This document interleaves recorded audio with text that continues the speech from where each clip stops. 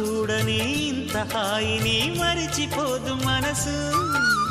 ఒదిగి ఉండి నీ వాకిటిలో బదులు కోరి నే నిలుచున్నా.